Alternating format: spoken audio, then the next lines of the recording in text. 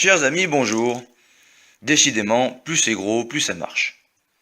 Ça doit expliquer pourquoi François Hollande a été élu, du coup. Plus c'est gros, plus ça marche, je disais. Et oui, mes amis, entre la poire et le fromage, Alain Midalis, obscur secrétaire d'État aux raquettes, au transport, vient d'annoncer une hausse du prix des péages sur les autoroutes.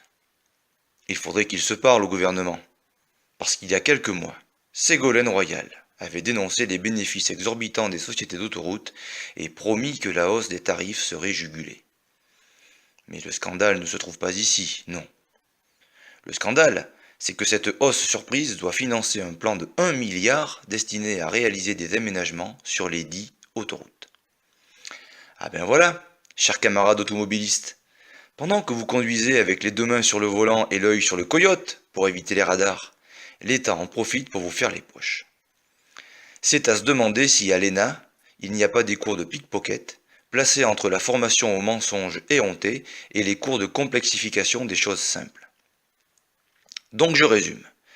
Après avoir soufflé en 1997 la brillantissime idée de dissolution de l'Assemblée nationale au président Jacques Chirac, qui finissait sa tête de veau en rotant sa desperado, Dominique de Villepin eut l'idée 9 années plus tard de privatiser les autoroutes et cède pour une durée de 27 ans SANEF, AP2R et ASF pour la modique somme de 11 milliards d'euros.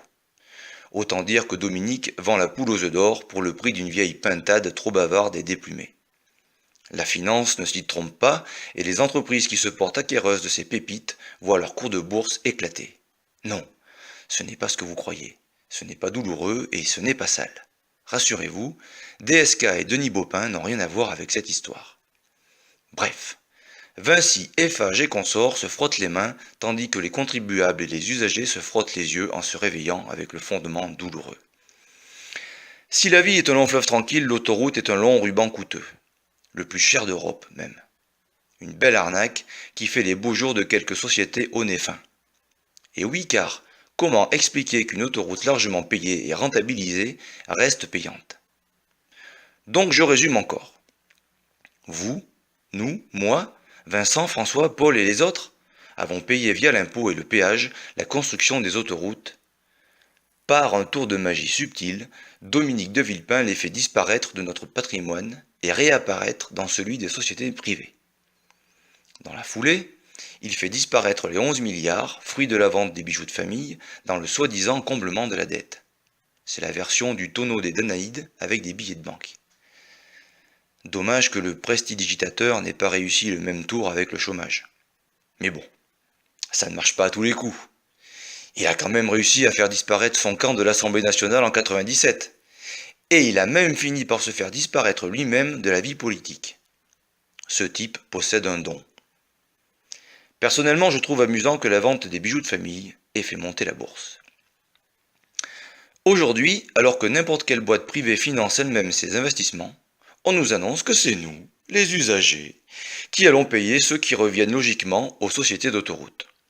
C'est un peu comme si on vous demandait de payer la redevance télé plus cher pour que M6 et Canal+ puissent faire des travaux dans leur studio. Ou alors imaginez qu'on vous demande de payer votre adhésion à la CGT un peu plus cher pour que son secrétaire général puisse refaire son appartement à grands frais. Ah bon? Il l'a fait? On vit dans un pays merveilleux quand même, non? Bref. Dans cette année préélectorale, je me demande si Marisol Touraine ne va pas annoncer une taxe sur le prix des médicaments pour financer la recherche des laboratoires privés. Si ça se trouve, les partis politiques vont demander à leurs colleurs d'affiches de payer eux-mêmes la colle.